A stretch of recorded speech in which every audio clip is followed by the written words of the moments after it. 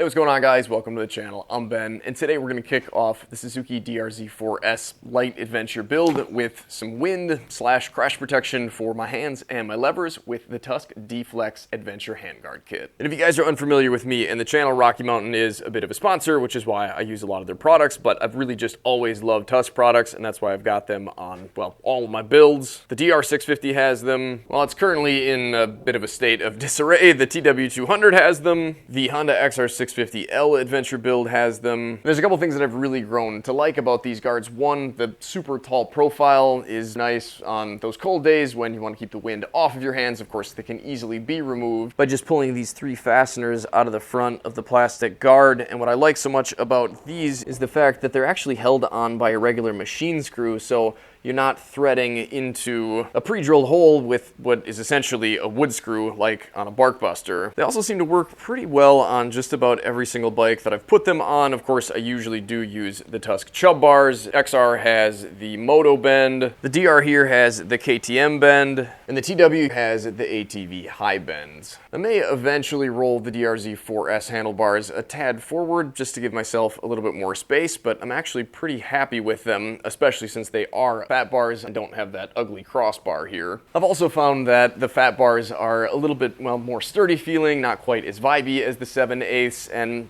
should stand up to an impact a little bit better. And the inevitable impact with the ground is the number one reason that I go with a full wraparound handguard. Of course, the wind protection is nice, but the fact that this is going to protect both your clutch and your brake levers is super nice. Definitely not fun to try to ride around with a stubby little lever or a bent up lever, so this is certainly going to help as long as they're placed properly. But the other really nice thing about them is that they'll actually help sort of keep the bike a little bit further off of the ground if it's in a situation where it tips over and the bars are turned this direction. As you can see on the 4S here, if we were to sort of draw a line with where the bike would sort of rest if it were over on this handlebar, it would be, well, essentially somewhere around here, very, very close to the fairing, which of course has the all-important radiators inside of it, and we definitely want to keep those as far away from the ground and any rocks as possible. And as you can see on the XR here, if we were to draw that same plane with the handlebar, it would be, well, again, pretty close to the bike, but because we've got this wraparound guard on here, it moves that plane out, well, just enough that in most circumstances, at least on semi-flat ground, it should help keep the majority of the bike from contacting, well, whatever it is that you end up laying it down on. Of course, some sort of actual crash bars would be much better, but you could still end up in a situation where a pointy rock or stick or something could possibly penetrate even the beefiest bars. And back when I was riding big bikes like the Kaler 650 or the Tenere 700, I made sure to put that crash protection on, but on light dual sport motorcycles like this, I feel like, well, it's just kind of the right thing to do to keep them a little bit lighter.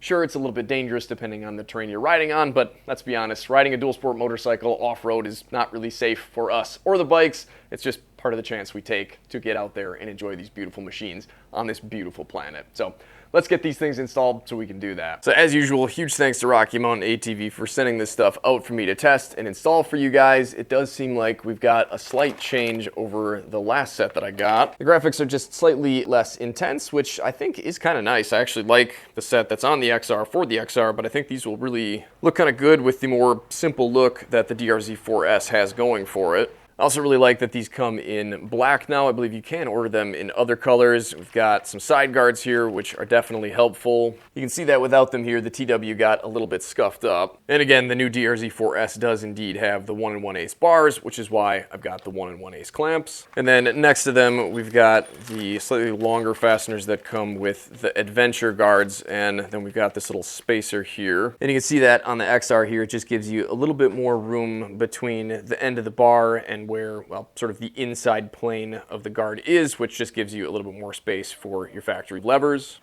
Otherwise, you just get the sort of short ones without any real spacers with the actual wraparound guard part. I'll put affiliate links for all this stuff down in the description. It doesn't cost you guys anything extra, but it's one of the main things that allows me to continue making videos like this. So I definitely appreciate it when you guys take the time to use those. Huge thanks to anybody that has been. I suppose we should probably start actually turning some wrenches now, huh? And speaking of wrenches, Rocky Mountain actually sent me their Speed T handles, which I'm pretty excited to test out. And I don't think I'll do it in this video, but we've also got a few other parts here. A radiator cap with a temperature gauge on it, and some little gaskets for the valve stems to keep the water and debris out. Chickens. How many times do I have to tell you? No chickens pooping in the garage. Get out of here, Dave. Come on, it's not even raining anymore. Go find something to do. Go on, chickens. Go on, Dave, get. Do you too. So, of course, keep in mind, like the warning at the beginning of my video says, I'm just a content creator, not a mechanic, but I have installed enough of these guards to know that this little loop here might be a bit of an issue, so we'll take a look at that when the time comes. For now, though, I'm just going to get these bar ends removed, and that's going to be a 10mm Allen. And this will be the first time that I'm using these spinning T-handles. I've used their other T-handles in the past and really kind of grown accustomed to them, but I think the upgrades that they've made to these will be super nice. For one, you can sort of slide the top handle here off to the side and either use it for a little bit more leverage, or in the case of these where you need even a little bit more leverage, we've got all of this length, and that might be nice because sometimes these come off pretty hard. So let's see what Suzuki did here for some torque on this. Oh, not bad at all. Does seem like they must have some, thread locker in there.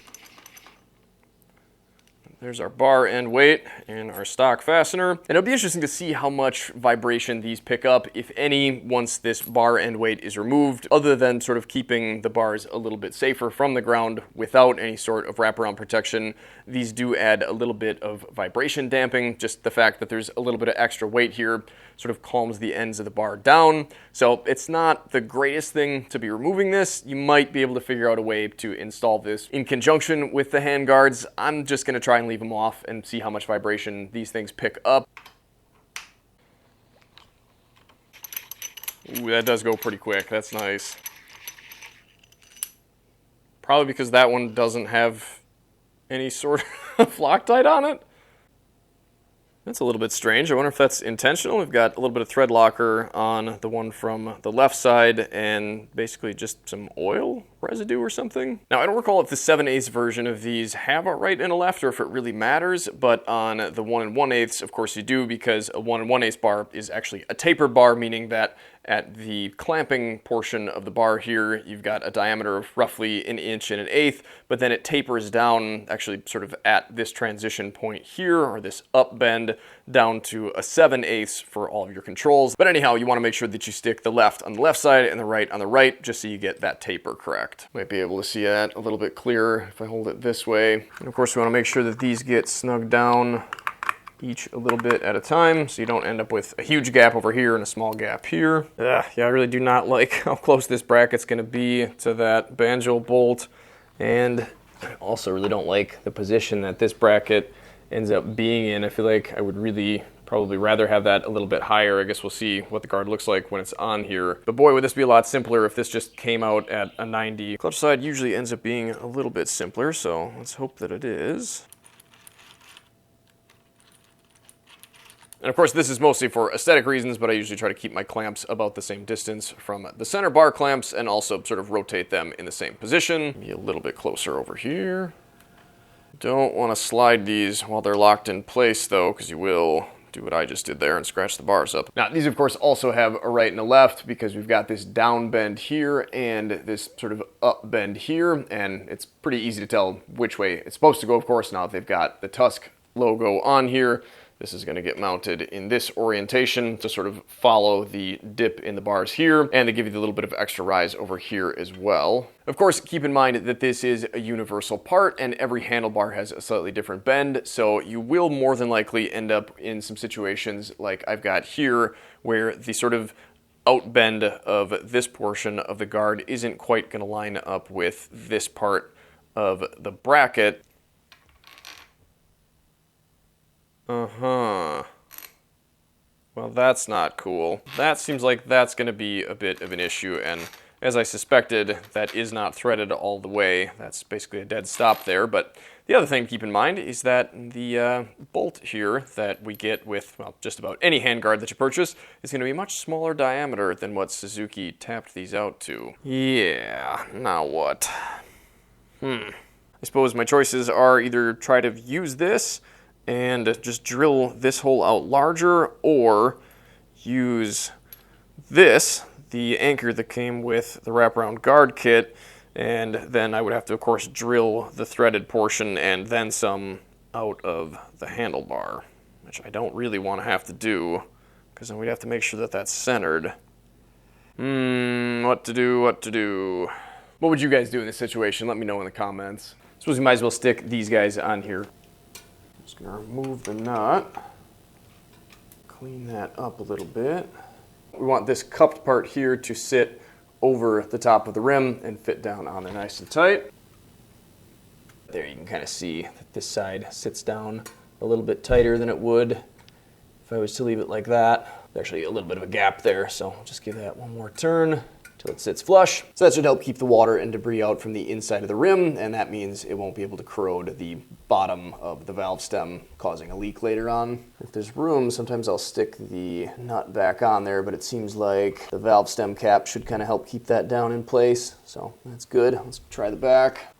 The other nice thing about using these instead of these nuts is that when this was held down tight in place there, even if the whole thing rotated halfway around and ripped the stem off, the only way that you would notice that it's disconnected is, well, by taking it apart. Where with these guys, well, there isn't a whole lot of leeway in there. If something does go wrong, there'll be, as you can see there, just a little bit of play. So if you ever notice that your valve stem is pointing one way or the other, it's a good indication that that tube might have slipped in there. I actually have noticed that on bikes before and fixed it in time.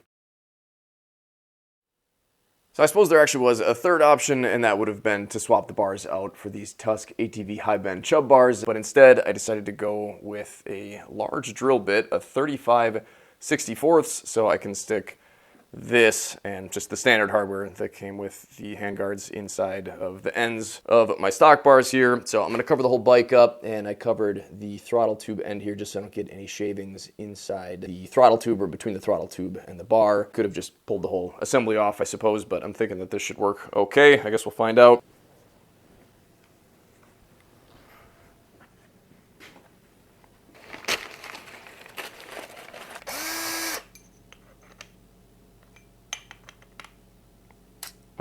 It said reduced shank. Well, thankfully I've got another drill here, which is a hammer drill, but can be switched just to regular drill mode. And the chuck on this one is rated from, where is it, 1.5 to 13 millimeters. So that means we should have plenty of room for the reduced shank on here. And this should actually be a much better drill for this anyways, since we can actually lock the chuck in place, or crank it down anyway. I'm going to put just a little bit of this in here just to kind of keep things lubricated and hopefully a little bit cooler. Then we'll see how big of a mess I can make of this. The whole bike covered up. It's a little bit hard to see, but I think we're going in straight.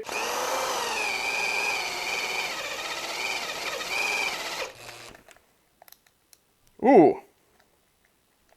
Hopefully this can make it through the whole thing. Smoke coming out of the drill. Maybe we'll just have to let it run at full tilt.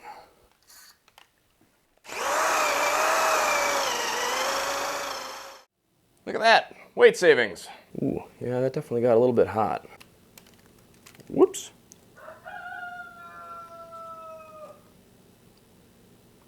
Maybe taking the throttle tube off would have been a little bit better idea. Just keep the heat off of it, but I don't know that it should really matter. So in hindsight, it probably would have been a good idea to pull the drill bit out and make sure that the hole that goes down the center of these bars was actually in the center of the hole that I was drilling.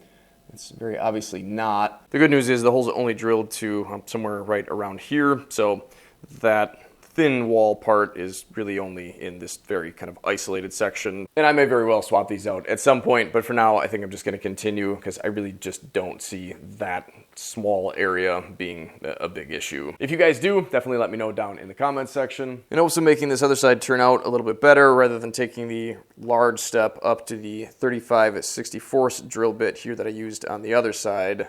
I'm going to borrow a bit out of the Tusk thread repair kit here, and it looks like I think I want the largest bit. This one is going to start us off at 12.23. Should help me move a little bit less material at a time, and hopefully I can keep a little bit better eye on what's going on in there. And I certainly will be pulling the bit out and double checking that everything looks centered this time.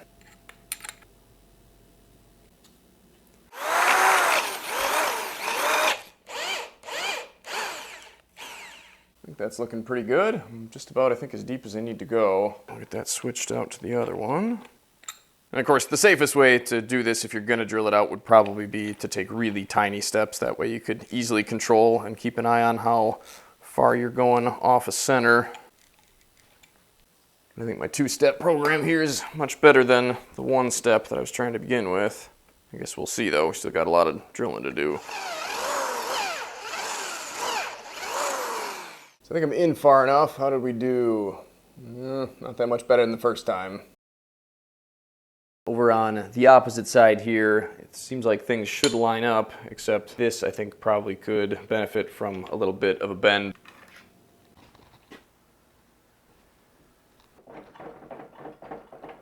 See how that did. Careful not to cross thread it at this point, but it seems like that's going in good. That is definitely a bit of an angle. Probably wouldn't be a bad idea to bend that a little bit more. Oh! You found the limit of my tool there. Whoops. That's definitely something to be aware of and be careful of. Well, after all that, I would say that actually looks pretty darn nice on there, and I'm quite pleased with how that's coming along. Doesn't that just look better on the left side? I sure think it does. Assuming this side will also need to be bent a bit. Yeah, looks like it could benefit. Keep in mind, of course, that these are aluminum, so it's not something you want to be doing a whole lot of. Looks like I underbent it just a tad. Definitely didn't overdo it, so that's good.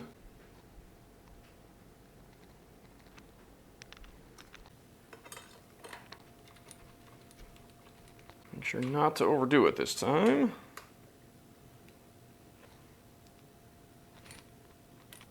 I would say that that's looking pretty darn good. And of course, if you're somebody that lives in a hot climate and just wants the protection from your levers, you could just run them exactly like this. And if you guys haven't noticed, I did not put the little extra spacer in here. And that's because I've got plenty of space here between my factory levers and the insides of the guards here. Of course, if this was getting into this guard somewhere, anywhere, would certainly not be a good thing, and then you'd want that extra space, but it looks like this should be totally fine. Brake side has even more room. Got thread locker on those already.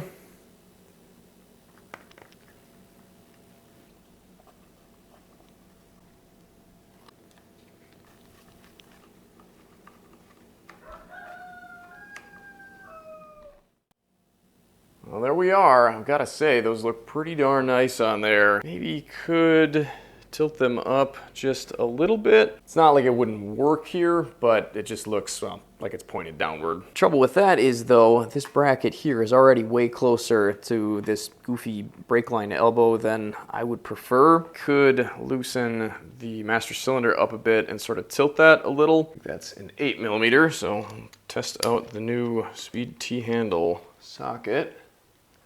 Those are not real tight at all. This is going to throw my mirror off a tad, but I'm just going to check compared to the other side here that the levers are both basically the same height. I think Rocky Mountain recommends leaving these kind of loose, actually. That way if they get bumped, then they can move rather than bending or breaking. I didn't do those too tight, but I generally have been tightening them down. Let me know what you guys do. That seems much better. Get those all cranked down again.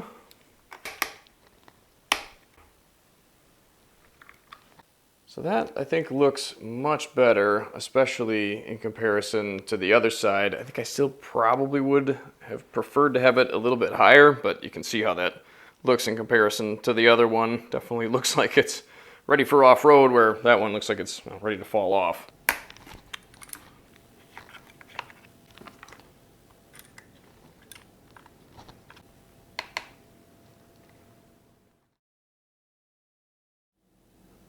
Well, there we go. Pretty happy with how those came out. Obviously a little bit of goofing around, but really not too bad of a job. I think I would certainly recommend being extremely careful if you're going to drill this out, and of course only do that if you're more than capable in your mechanical abilities.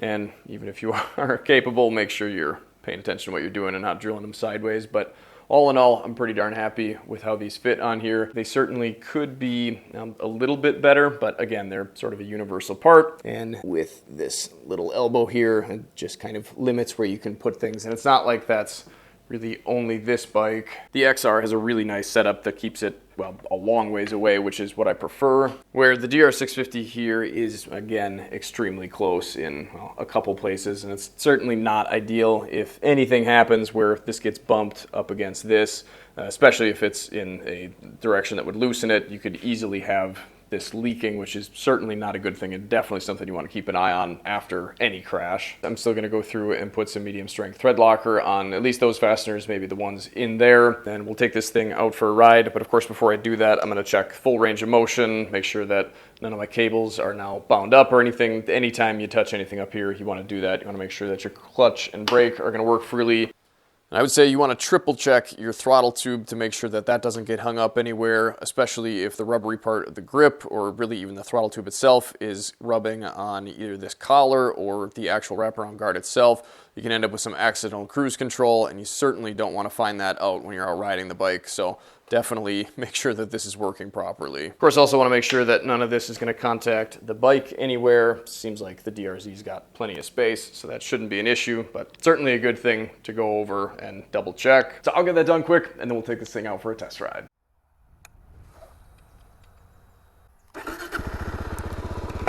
All right, so we've got some kind of interesting things going on. We put a few miles on, mostly at kind of lower speeds like this.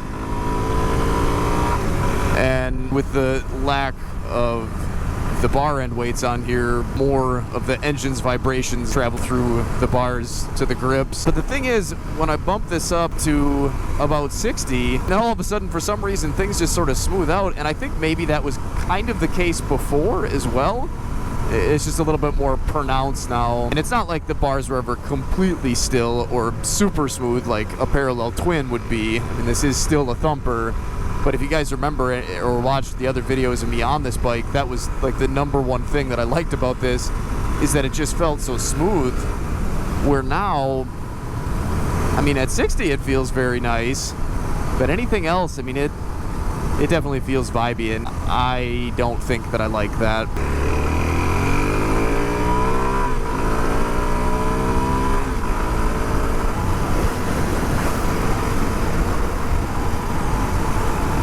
So yeah, I mean, again, 60 miles an hour, this just feels incredibly smooth. It's like the smoothest I feel like it's ever been. Let's try 65.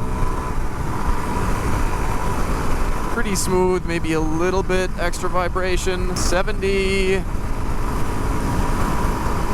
Definitely some vibrations. I think it's still 100% doable. I mean, I don't think my hands are going to be numb by the time I get off. I guess we'll see. But when I'm not checking on the gauge, I'll just sort of instinctively slow down and all of a sudden notice that things are a little bit cleaner as far as the vibration and the bars go.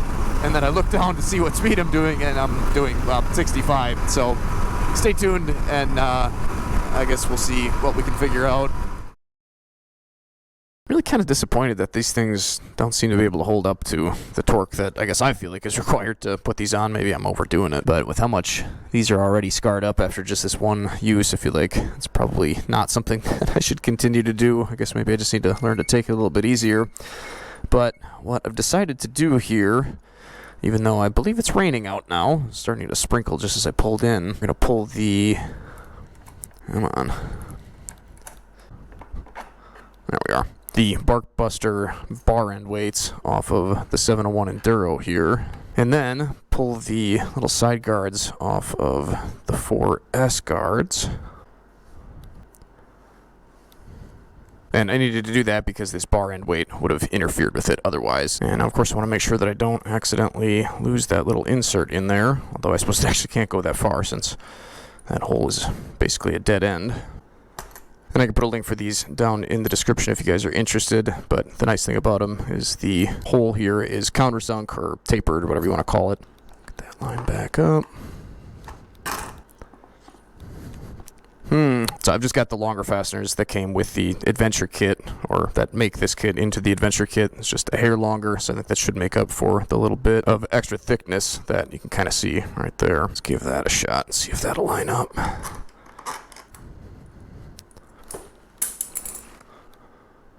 Seems like that's snugged up. Doesn't look too bad on there. I think these are not nearly as heavy as the stock bar weights, or at least that's what I ran into with the KLR. I've actually got to correct myself here because it turns out that the stock bar end weights from the 4S are, I mean, as far as I can tell, basically the same exact weight as the new Barkbuster bar end weights that I'm going to be sticking on here. I'm pretty interested to see, with more or less the same exact weight, albeit in a slightly different orientation, how that affects the vibrations. It would be super nice if it brings them right back to stock, but I suppose we'll throw it on and see what happens. And to do that, I think rather than continuing to use this for something that it seems like it's, well, probably not really intended to do, I'm going to trade it out for the big boy here, the big spinning T-handle wrench with a little Allen socket on the end of it. Yeah, that seems like it's probably meant for this, where the other thing probably wasn't, so whoops.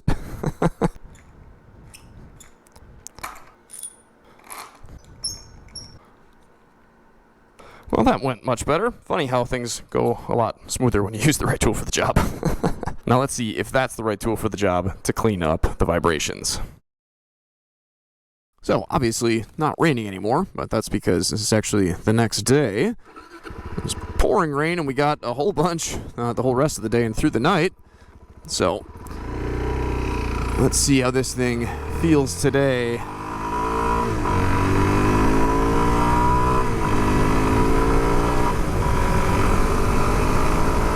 I would say substantially better. Pretty clear that the Barkbuster bar end weights are doing what bar end weights are meant to do. I don't know that I can say for sure that this is exactly as smooth as it was to begin with the bike completely stock, but I mean, I think it's got to be close, and for me, I mean, it's more than close enough. Kind of stinks that you have to stick all that money into it rather than just the Handguards, but I think all in all it's going to be well worth it for the protection and for the smoothness of the bars, or relative smoothness of the bars. Definitely feeling a little bit of vibration, again, just like last time, kind of depending on where we're at as far as RPM and speed goes, but nothing that has really upset me or made me feel too uncomfortable so far.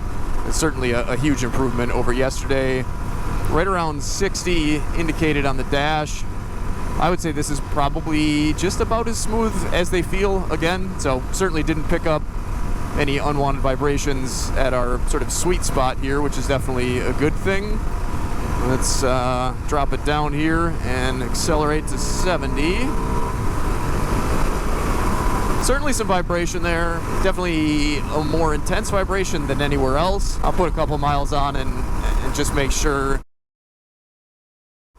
Well, after a few miles, I think it's fair to say that I have kind of gotten used to it. I mean, that doesn't mean that they're not still buzzing.